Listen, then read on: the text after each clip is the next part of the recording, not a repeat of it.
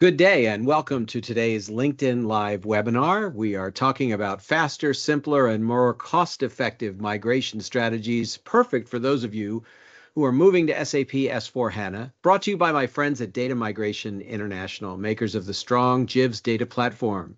Hello, everyone. My name is Bill Wall, a longtime information technology industry participant, and I'm continually fascinated by the intersection of technology and business. I've been fortunate to work with some of the most important brands in data and business process, and myself worked in the SAP world for 11 years, so today's program is of particular interest. If you're in the SAP world, you're either considering, planning, or already working on a migration to SAP's S/4HANA. How you get there is all about having the right data migration strategy and the experts to help you along on this journey. And so I'm excited to have two industry leaders who can help customers manage through these migrations with good lessons and good advice to share. We'll explore these topics with a good discussion, which you're all a part of, and I invite your questions here on the LinkedIn Live platform. You can go right into the Q&A panel, enter your question. Please let us know who you are and where you're writing in from, and we'll try to include your questions in our program today. I'm super excited to have two industry leaders who can help us in this discussion, the CEO of Viamedici, Jürgen Miller, and a regular guest of mine and former colleague, Thomas Isler, Global Head of Strategic Partnerships at DMI. Gentlemen, welcome to the program. Thank you very much, Bill. Yeah, thanks, Bill. Thanks for having us. Jürgen, let me start with you. Tell us a little bit about your business and the EPIM platform. Love to hear about that. Yeah. Viamedici, we are a software company, and we are a niche player. We are specialized on master data management, product information management, so PIM, also DAM, digital asset management, and configuration rule management, like product configuration, but not only product domain, also things. So everything related to data management, data enrichment, and data provisioning. So that's our business. And in that vertical, we are actually very strong and one of the leading players in the market, coming from background in manufacturing and then extending from there to wholesale, trade, retail, everything. So the whole package. Yeah. Great to have you aboard. Thomas, having the right partners, the right experts at the table has been a topic of our conversation in the past. We're going to touch on that today. When we think about data transformations, and particularly the move to SAP's latest platform, it really is about starting with a clean core, right? Yeah, I think clean core has become one of the dominant topics around how to do the migration from, a SAP ECC or any other legacy system that are out there to the new world, to an S4 platform, to a cloud platform, getting the right data over there, for AI, adventures, to say. The clean core has become a key topic. I just had a brief exchange this morning with somebody from SAP that's at a clean core workshop, an SAP friend of mine. And I said, there's no clean core without, clean data. And he said, you should make that your tagline. But bottom line is pretty much that, it has a major impact on a couple of things if you follow certain clean core principles. The less data you move to the platform, the faster your migration goes, the easier your migration goes. And the less data you move to the new platform also has an impact on the performance and the maintainability of the new system. So data is one aspect of clean core. There are other aspects like custom code and other things, but the data is has a huge impact on the migration itself, but also on then the system performance and the system maintainability afterwards. So very important topic. Thanks. Jürgen, you mentioned in your introductory comments a little bit about the role of master data. I know that's an expertise of your business. What role does master data play in migration, and how do we think about master data management in the context of a move to S/4HANA? Yeah, so there are actually different aspects to this question. One is, of course, also going into this clean core topic. So one is, of course, when migrating to S/4HANA. companies are coming from an infrastructure they've built over many, many years. So sometimes it all started 30 years ago or something. Mm-hmm. And then from there, they extended, added capabilities, processes, features, etc. So these systems have a lot of customization. When you then move to S/4HANA, it's also about kind of rethinking your overall architecture. Like not just doing a migration or something. So really think about what should I change on the architecture? Where do I have possibilities to make it more efficient, more flexible, also more cost efficient? And this is also what we see with our customers. I would say almost all of them takes this opportunity to think about the overall architecture and how to build this in the best possible way. And when you want to do this, of course, and then also follow these SAP Clean Core guidelines, maybe a part of a SAP RISE program or something like that, then you need to think about what do I do with my custom code? How do I handle it in the future? What is an efficient architecture that does not require any customization? So this is one part where we typically help our clients. And this is within the master data management part, it is the data enrichment. So because in the back-end systems, you typically can very easily handle all the administrative data, logistical data, establish those processes. That's very easy. That's fine. What is super difficult is to enrich the data on that level. Typically in the past, there was a lot of customization in order to enable those backend systems to handle rich data, because you needed this for front-end applications, customer-facing applications like e-commerce and all that other stuff. So what we bring in is we bring in an additional layer that allows companies to manage their master data and to manage rich master data. So even if you, for example, use the master data management modules that also SAP provides, you can then directly on top of that extend the capabilities and enrich that data, because also those modules are focusing on more the key administrative data and not the rich data. So that's one aspect that I think is extremely important here, to come up with a clean architecture that is then AI ready, very important, and that has all data available without all the customization stuff. The second, before you go on, Jürgen, that's an interesting point that I want to touch on, Thomas. Many customers, many companies that think about migrations at SAP have built up a lot of custom code because it makes their business processes unique to the way they choose to run their businesses. I know ultimately getting to a clean core or a true greenfield system switch is ideal, but I'm sure almost anyone listening to the program today has got a bunch of custom code sitting in the system, particularly if they're a 20+ year SAP shop. As you look from the data migration international side of things, how do you help customers think about treating their custom code? I think there's two key aspects to addressing custom code as part of a migration and the future environment that you're setting up. Clean core is obviously the driver here behind it to increase system performance, make the migration easier.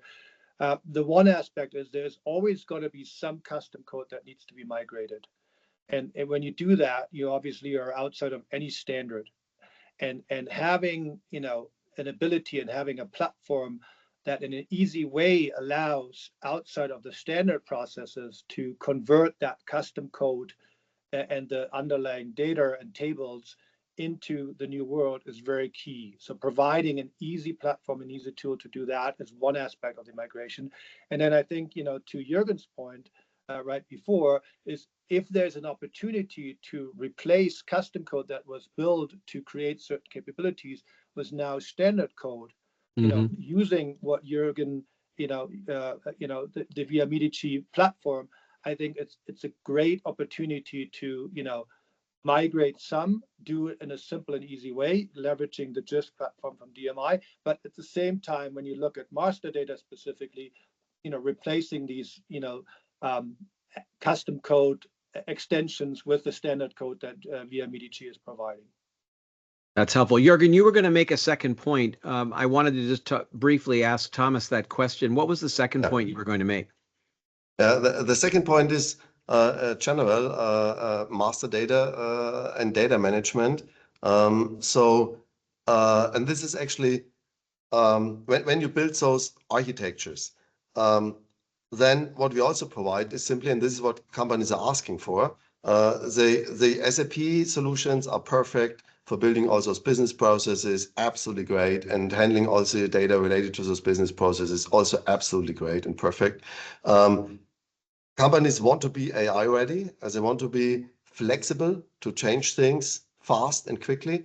And so besides the data enrichment, which is super important, it also requires a very clear master data management strategy and golden record strategy, especially if you're global with operations all over the world. You know how companies struggle today, maybe also through acquisitions. They end up with 5, 6, 7, 8, 9, 10 different ERP systems, somehow integrated, etc. And when you then move this to the new platform, it's much easier if also here from the beginning you have a kind of central global master data management strategy to do that. You know, I started, Jürgen, working for SAP in 1999. And even then, now 25 years ago, the concept of managing master data was critically important. You mentioned AI. There's literally no one that is not talking about AI in today's construct. But when we think about AI, as customers think about their migration strategy, what we're really doing is build, as we make this migration to HANA, we're really about readying for long-term success. Is that the right way to think about this migration, that you're really setting the stage for the next 10, maybe even 20 years of system operations so that you can take advantage of these new technologies that are coming in? It's about building a strong data foundation, right?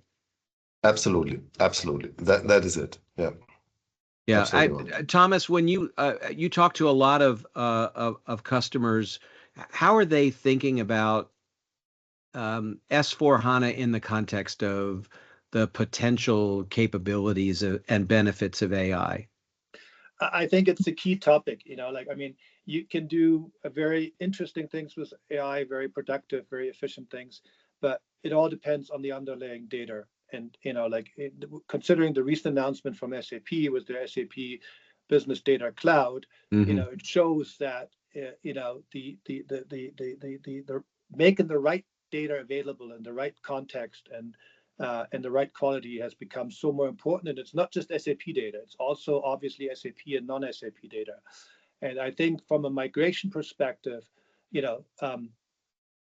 focusing on the relevant data to migrate, open items, master data, master data specifically in the context also here of Viamedici and Jürgen, and doing it in the right quality and doing it in the right form of, having the right masking settings, having the right golden records, for all of them, not just the master data, but also for the open items, the live data and the productive system is so key because, when we move the data with the JiVS platform into the S4 system, we take care of all of that. And then there's a solid basis for AI. And at the same time, the data that doesn't get moved as part of a clean core migration, but that gets stored in JiVS for future access, now is basically benefiting from the same rules. So if that then becomes part of a source for the SAP BDC or any other AI platform, then again, you have relevant data, you have clean data, you have quality data, and you're in a much better place because, when you do your AI queries and when you do your algorithms, you actually get relevant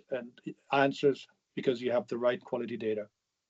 As we're talking here, Jürgen, I'm struck by the brand logos of some of the amazing companies that your business supports in the background. So many businesses are now moving at an accelerated pace, and AI is only picking up the speed of business. As we talk about migration, what's been your experience about great approaches for fast track migration? The companies that are doing fast migrations, what are some of the best lessons learned from them from your perspective? Yeah, so first is, of course, keep it relatively simple. So, companies don't want to migrate everything. They should really focus on migrating what they need. And this refers to really everything. So this refers to the data. Only migrate the data you need. Don't migrate the rest. Just makes it complicated, difficult, everything. The migration process itself and also long term. You have high volume in the system from the beginning, not something you necessarily like to have. This is actually something that can be addressed perfectly with the JiVS solution. So they can handle this. This is actually also how we kind of met at some point in time. So that's the first part. Second part, same with the processes. Again, keep it simple and really, if anyhow possible, avoid customizing. Really stick to the standard, go with the standard. We have several customers who really did an absolute great job and did a full migration within a relatively short period, in time, in budget. So really great, but this was some very important characteristics. Keep the data to what you really need and stick to standard processes, and also get rid of processes you don't need and complexity you don't need. Thomas, in your role working with all of the great partners that run across the JiVS ecosystem, can you speak a little bit about how the two companies represented here today work together? Yeah, absolutely. Thanks. I think that's a great question. Data is sort of like, in my opinion, and having worked in that world for a long time, SAP data in general, is sort of like often an afterthought in many projects. They think about, the cloud, and they think about the processes, which is all good things, but then eventually they figure out, oh, we need to do something with data. And then they start realizing how many topics are there in the data space. Mm-hmm. And typically, one of the biggest challenges and issues the customers have is that there's not really like one solution or one combination of solution that can handle all of the different topics that are relevant for data migration and master data going forward. There's typically point solutions. There's some that deal with the migration, some that deal with archiving, system retirement, quality masking, and then of course the Viamedici topic around the master data management. And I think the partnership between Viamedici and us is actually a combination where basically with two companies and two solutions, you capture the whole bandwidth of all data topics with one combined solution, with one partnership. It's always been in all of these conversations about having the right experts at the table. Companies migrate for many reasons. SAP wants them to move, but often they're looking at the cost savings associated with decommissioning old systems, archiving data. To your point, Jürgen, take the data you need. Let's get rid of the data you don't. All of it may touch on cutting expenses, but it isn't always just about cutting expenses. It's about getting at the core of what's most important. As you work with some of the companies that are behind you there on the screen, what are they most focused on? Is it really about reducing expenses, or is it about using this moment, the migration to HANA, as an opportunity to clean everything up and get at the core of what's most important? Yeah, it's more the latter. So it's really more about using this opportunity to cleaning things up, come up with a sound architecture, future-proof, that is flexible and provides all the means you need, as you were saying before, for the next 10, 20, 30 years. So that's the key objective. Mm-hmm. As in some parts of Europe, so we are European-based, so we are global, of course, but headquarters is in Europe. That Europe is in a recession already for quite some time, at least parts of it. So of course, costs also matter. That's absolutely clear. And here maybe a little bit more than at other places, but it definitively matters. And so this is also a focus. Companies are also a little bit worried. With all the things they have to address in the future, that IT costs were anyway increasing over the past years. Where will it end? So it's also a consideration. What is the initial investment, and what is also the impact on the long-term cost? And here, what we were discussing, so this really leads to significant cost reductions as well. So this is a side effect. So you don't do this effort just to reduce the costs. when you do it anyway, and you have to do it, and the focus is on being ready for the future, then also considering those cost reductions and get most out of it, this just makes sense. And here you have initial cost savings, and this is up to 70–80% if you really do a good job easily. And then you also have the long-term cost savings, and this is in a similar range. Because again, if you know what companies, what it costs to maintain systems and run systems that have lots of customization, and maybe then also several systems running in parallel with poor integration and all that stuff. So this is a huge effort. If you structure that better, this is permanently, long-term, reducing your costs. So Jürgen, when we started our program today, I was encouraging people who tuned in to ask questions in the Q&A panel. And one of the questions that came in, Thomas, relates directly to this issue of cost savings. It's about creating sustainable IT. There's very much a focus around how we can run more sustainable systems. How does those kinds of goals come into the conversation of system migration? Where does sustainability fit in? I think the sustainability topic is very closely related to the clean core topic and the topic we just discussed about cost savings. And one way to provide a big contribution to sustainability and cost savings is that once you migrated your SAP system or systems over to S4, and potentially some other legacy systems, as an Oracle, a JD Edwards, a Microsoft, whatever it is, some homegrown stuff. Often, traditionally, people keep these old systems running for lookup purposes, for information, for tax auditing, for all kinds of for compliance reasons, and so keeping these systems running is a huge cost factor for the database, the application, the hardware related to that. And so if you don't keep all these systems running, but consolidate all of that data into the DMI JiVS platform and a single platform, and the trick here is to make that data available easily for the user in a transparent and readable way, but also directly for S4, you can save all of the costs. But at the same time, when you turn off systems, and we have a customer in the oil and gas industry and Texas that has turned off 220 systems, the amount of energy you save in that context is enormous. So you combine so very, very important. Jürgen, if we think about not just sustainability, but the whole topic, there certainly are some migration challenges that are unique to certain industries. I can think about heavily regulated industries like the compliance challenges associated in pharma, or the complexity of high-tech components. What industries are there special challenges that we should think about in this context? So generally everything related to pharma is always very special, because there simply you have a lot of regulation, you have a lot of compliance issues, and legislation differs from country to country. Companies are global, so they are active in all those markets, and they need to meet the criteria for all those markets.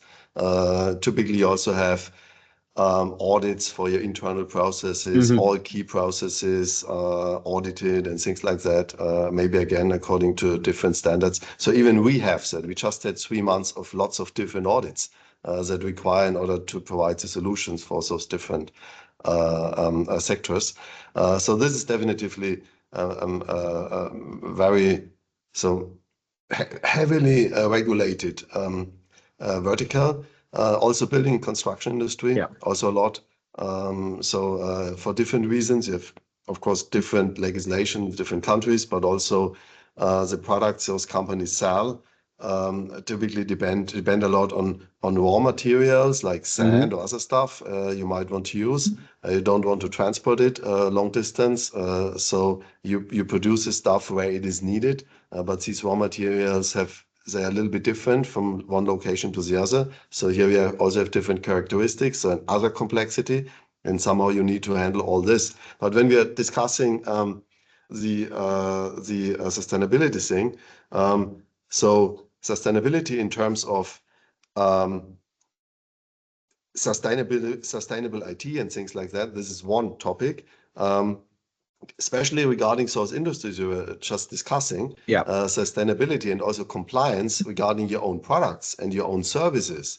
This is another topic. And here again, this means you need good data in the background, and based of that data, and today really with very nice AI tools, so this is relatively easy, and connectivity to some external expert databases, you can relatively easily handle those topics and calculate carbon fiber footprint and things like that, digital product passports, all that stuff.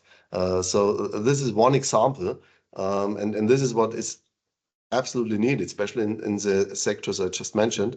This is one example where you simply benefit a lot once you have made your homework and have a good architecture and a good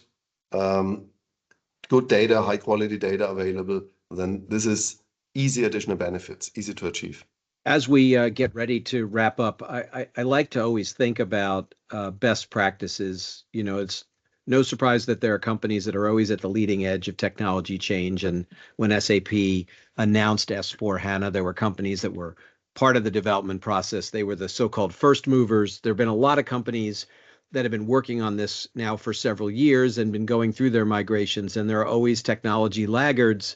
And I don't even mean that in the negative sense. For whatever reason, businesses don't have the technology experts in-house. They didn't have the resources available, but now just getting ready to start those projects. What are for both of you, Jürgen, let me start with you. What are the first critical steps as people map out their migration journey? What should they be thinking about? Yes, I think first, it's of course important that they have internal backup from top management, everything, that it's really a sound project, sufficient budget, things like that. That's important.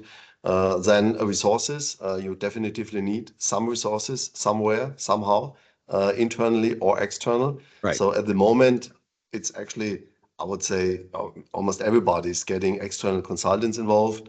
Here I would simply recommend to directly in the planning phase, get experts involved. Great advice. Companies, as a company, you don't do such a migration effort every year. You do it now, maybe first time after 30 years. Right.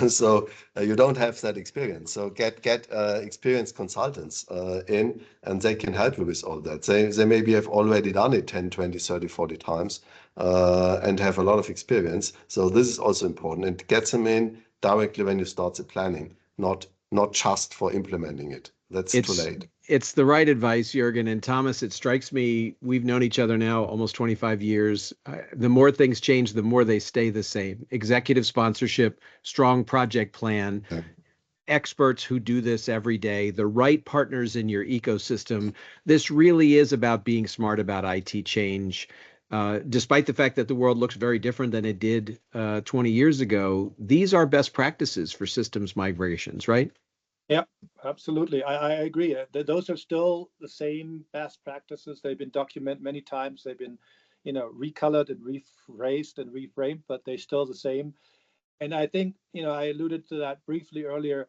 I think one of these sort of like best practices that, hopefully developing thanks to the need for AI and AI data is that data is not so much an afterthought anymore, but that data actually becomes part of the initial planning, and data, gets the same attention from top management and business buy-in and the consultants, and then do the right thing with the data. Like don't move all of your old clutter over to the new system and expect that things get better just because you just copied everything. That's not how it works. And having the right experts at hand is so important. Gentlemen, thank you for a great conversation. Jürgen, thank you so much for you and the folks at Viamedici for being a part of our program today. Really appreciate it. Bill. Thanks a lot. Thomas, as always, great to have you on the program, and we look forward to these discussions continuing. Thanks very much, Jürgen. Thanks very much, Bill. And I'm looking forward to the next one. For our audience, if you'd like to engage with Jürgen and the team at Viamedici and learn about EPIM, you can find them on the web at viamedici.com and also on LinkedIn. And Thomas, of course, has great content on his LinkedIn profile, as do the folks at Data Migration International. Please reach out to them. Let's continue this discussion online, keep up with their thought leadership on these topics, and engage with them directly. As always, like to thank the folks at Data Migration International for putting together this program, this series of LinkedIn webinars. We continue our discussions on the best practices in data management and migration. I encourage all of you to join in the discussion and continue it online. Our industry will continue to evolve, and that provides much fodder for these continued sessions, and all three of us will continue to be a part of that. So stay engaged. And until next time, for everyone at DMI, I'm Bill Wall, your host, wishing you all a good day. Thank you. Thank you.